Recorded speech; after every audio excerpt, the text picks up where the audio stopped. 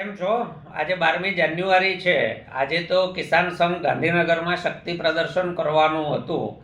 શક્તિ પ્રદર્શન થયું? તમે ગયા હતા એમાં? ભાગ લીધો ખેડૂતોના મુદ્દે? ના. કેમ?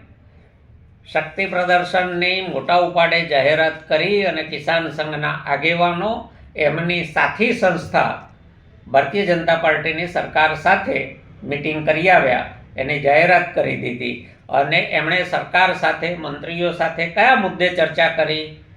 સરકારે શું એમને બાંયધરી આપી? તો વડીલોપાર્જિત મિલકતમાં આડી લીટીના વારસદારોને સ્ટેમ્પ ડ્યુટીમાંથી મુક્ત આપવી.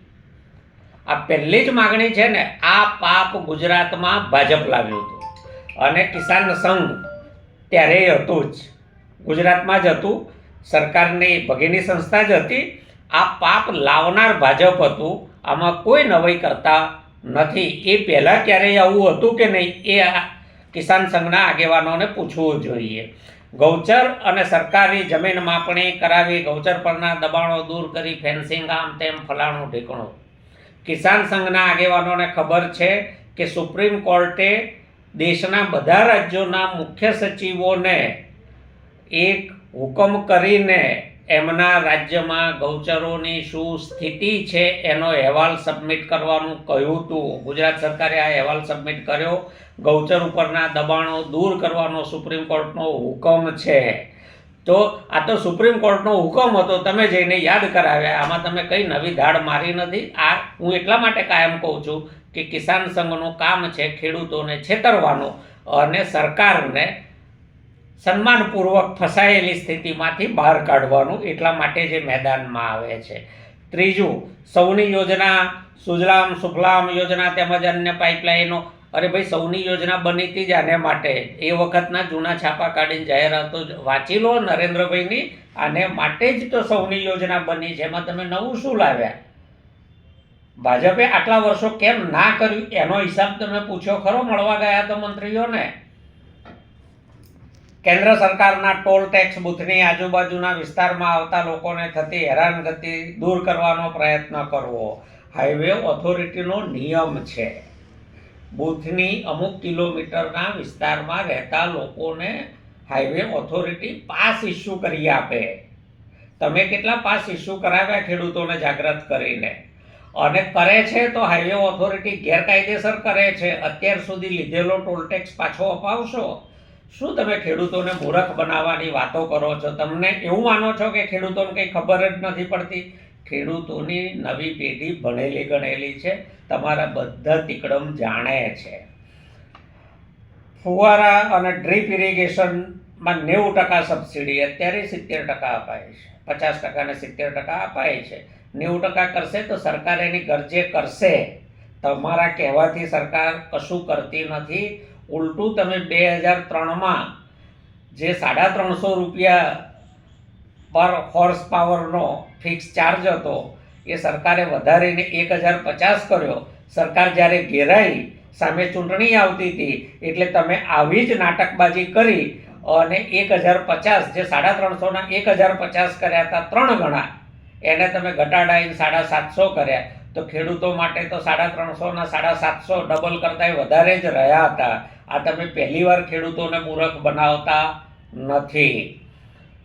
ટ્રેક્ટરની ટ્રોલીને 5 વર્ષ સુધી પાસિંગમાંથી મુક્તિ આપવી, આમાં કાંઈ કહેવા જેવું નથી મારે. વીજ ટાવર લાઇનના પ્રશ્નના કાયમી નિરાકરણ અને જમીનને યોગ્ય વળતર ચૂકવવા માટે સરકાર યોગ્ય પોલિસી બનાવશે. તમને આમાં કાંઈ એક પણ કાયદામાં ખરેખર કિસાન સંઘના આગેવાનો પોતાની છાતી પર હાથ રાખીને કે તમને આમાં કઈ કાયદાની ખબર છે? 2003માં ભારત સરકારે ઇલેક્ટ્રિસિટી એક્ટ બનાવ્યો હતો અને ઇલેક્ટ્રિસિટી એક્ટમાં કલમ 67(2) એમાં એવું કહે છે કે રાજ્ય સરકાર વળતરની બાબતમાં નિર્ણય કરી નિયમો બનાવશે અને એમાં એને ભાડું અથવા વળતર શું આપવું એ નક્કી કરશે. ફરીથી કહું છું, ઇલેક્ટ્રિસિટી એક્ટ 2003 સેક્શન 67(2) બીજા કૌંસમાં E of the Electricity Act 2003 states that the appropriate government may by rules specify the determination of payment of compensation or rent ભાડું to the person affected by works under this section. આમાં અસરગ્રસ્ત થનારને જમીનની કિંમત અથવા એને ભાડું સંબંધિત રાજ્ય સરકાર નક્કી કરીને આપશે.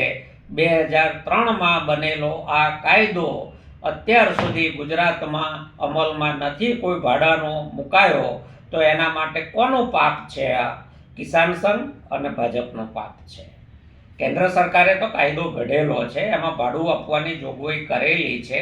એમાં એ પણ જોગવાઈ કરેલી છે કે આજનું નહીં, ભવિષ્યમાં એનો બિનખેતીનો ઉપયોગ થઈ શકે એમ હોય તો ભવિષ્યની કિંમતની ગણતરી કરીને વળતર આપવું. ગુજરાત સરકારે પહેલું પાપ શું કર્યું હતું? આ સંબંધિત રાજ્ય સરકારે નિયમો ઘડવા કહ્યું કેન્દ્ર સરકારે, એટલે પહેલા જંત્રીના 80% આપતા હતા. 100 રૂપિયા જંત્રી હોય તો 80 જ આપવાના ખેડૂતને. પછી જ્યારે બહુ દબાણ વધ્યું, બહુ રજૂઆતો થઈ, બહુ વિરોધ થયો, એટલે જંત્રીના ડબલ કર્યા. ભાડાની વાત કેમ ભૂલી જાઓ છો? રાજ્ય સરકાર આ બાબતમાં કેમ મૌન છે? અને મારો સીધો સવાલ ભારતીય કિસાન સંઘને છે કે તમારામાં ગુજરાતના ખેડૂતોને રાજ્ય સરકાર પાસે ભાડું અપાવવાની જોગવાઈ કરાવવાની ત્રેવડ છે? જો ત્રેવડ હોય તો ભાડાની જોગવાઈ અમલમાં લાવો. તમે નીતિ બનાવવાની વાત કરીને આવ્યા છો ને, તો ભાડાની જોગવાઈ લાગુ કરાવો. એવી જ રીતે તમે બીજું તીકડમ એ કરીને આવ્યા છો, રાસાયણિક ખાતરની વિતરણ વ્યવસ્થામાં સુધારા કરવા માટે પોલિસી બનાવશે. આમાં પોલિસીની ક્યાં જરૂર છે ભાઈ? કઈ પોલિસીની જરૂર છે આમાં? અભણ માણસોને પણ ખબર છે, વર્ષોથી ખાતર વિતરણ થાય છે, દર સિઝનમાં થાય છે, સહકારી સંસ્થાઓ કરે છે, આયાતનું કામ ભારત સરકાર કરે છે. ભારત સરકાર ટાઈમે આયાત કરે છે ખરી, દેશમાં થતું ઉત્પાદન ઘટતું જાય છે, જોડે જોડે નિકાસ આયાત પણ ઘટાડી રહી છે ભારત સરકાર, એટલે સિઝનમાં અછત થાય છે. તમારે ભાજપની સાથે મળીને ખેડૂતોની સબસિડી બંધ કરાવવી છે. એટલા માટે તમે આ ખેડૂતોને મૂર્ખ બનાવવાના નાટકો ચાલુ કર્યા છે. તાર ફેન્સિંગની ગ્રાન્ટમાં વધારો કરશે. હું કાયમ કહું છું કે તમે યોજનાઓ જાહેર કરો છો, બજેટની ફાળવણી કેટલી કરો છો? એગ્રીકલ્ચરને 4% બજેટ આપો છો, તો તમે આખા બજેટની વાત કરો ને. તમારી સાથી સંસ્થા સત્તામાં બેઠી છે, તો તમે એટલું કેમ નથી કહેતા કે 56% લોકો આજે બી ગુજરાતમાં ગામડામાં છે અને 60%થી વધારે લોકો ખેતી અથવા ખેતી આધારિત ઉદ્યોગોમાં રોકાયેલા છે? તો તમે 50% બજેટ ખેતી અને ગામડા માટે ફાળવો. આવું કહેવાની તમારામાં હિંમત છે? નથી. ગુજરાતમાં કૃષિ નીતિ નથી. તમે મંત્રીઓને મળ્યા, કોઈ દિવસ પૂછ્યું કૃષિ મંત્રીને કે એગ્રો પોલિસી તમને બનાવવાની ટાઈમ મળે છે, એગ્રો ઇન્ડસ્ટ્રીઝ પોલિસી, તો એગ્રીકલ્ચર પોલિસી બનાવવાનું ક્યારે નક્કી કરવાના છો? તમે જેટલી વાર મળો છો મંત્રીઓને એટલી વાર ખબર નહીં તમે એની આગળ પાછળ કયા કામોની વાત કરો છો એ હું નથી જાણતો, પણ જે ઓફિશિયલ વાતચીત કરો છો એમાં ખેડૂતોને મૂર્ખ બનાવવા સિવાય કશું જ કરતા નથી.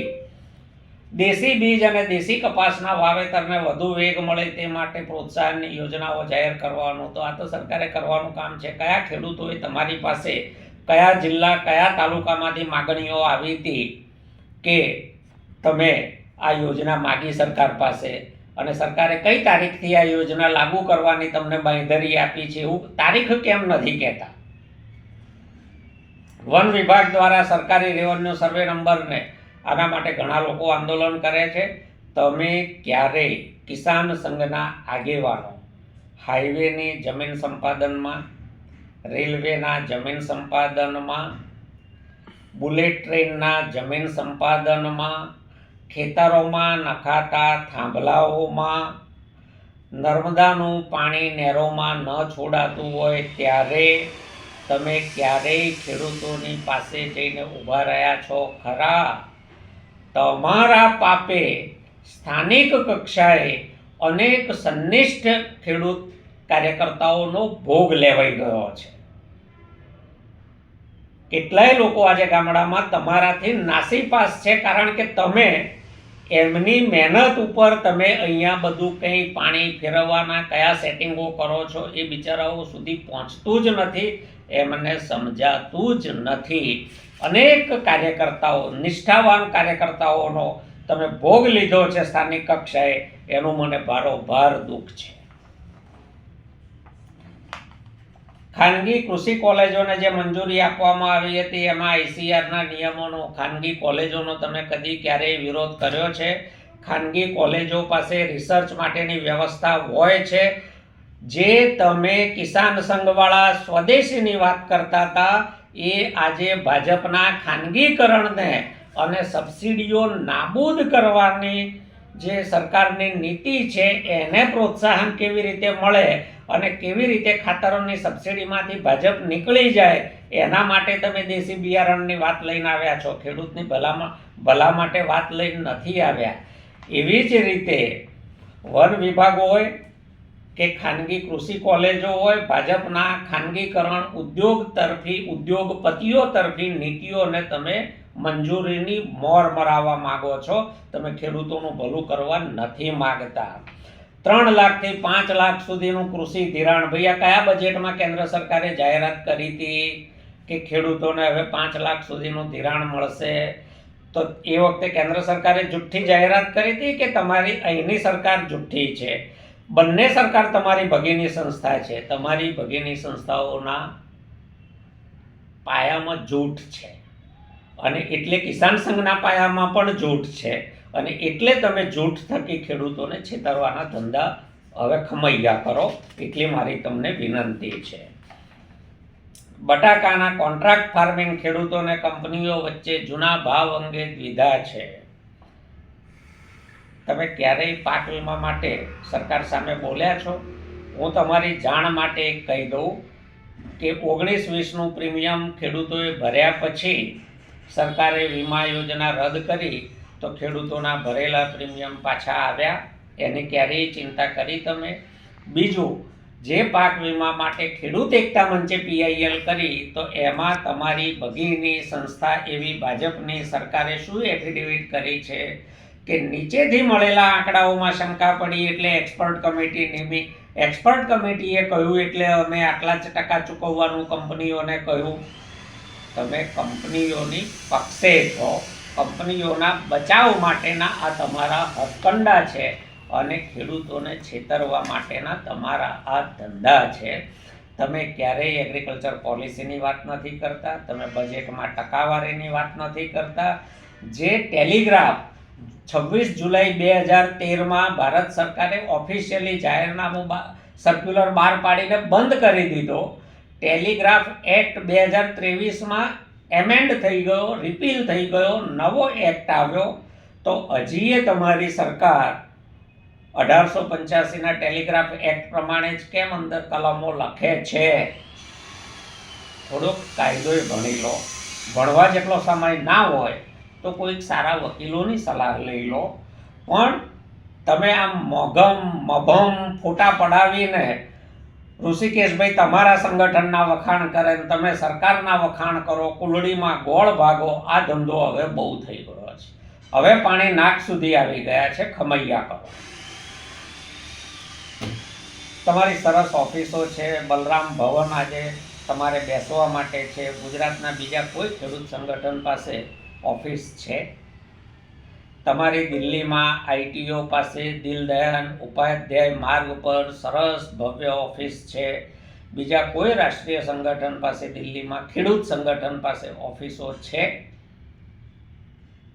મારે આમાં કાંઈ નથી કહેવું. છે તો બેસો ને મજા કરો, પણ ખેડૂતોનો ભોગ ના લેવાય એટલું ધ્યાન રાખો. ગુજરાતનો ખેડૂત સમજદાર થઈ ગયો છે, અને એટલા માટે જ સ્થાનિક કાર્યકર્તાઓની શરમ ભરાય છે. બાકી તમારા માટે ગામડાઓમાં જવું અઘરું છે. ખેડૂતોનો ખૂબ ખૂબ આભાર. આ વિડીયો તમે જુઓ, સાંભળો, સમજો, વિચારો અને બીજા ખેડૂતો સુધી પહોંચાડવા માટે ખૂબ શેર કરો એવી મારી તમને સૌને હાથ જોડીને વિનંતી છે. ખેડૂતોને જગાડવા પડશે, ખેડૂતો જાગશે તો જ સારું અને સાચું થશે. આભાર.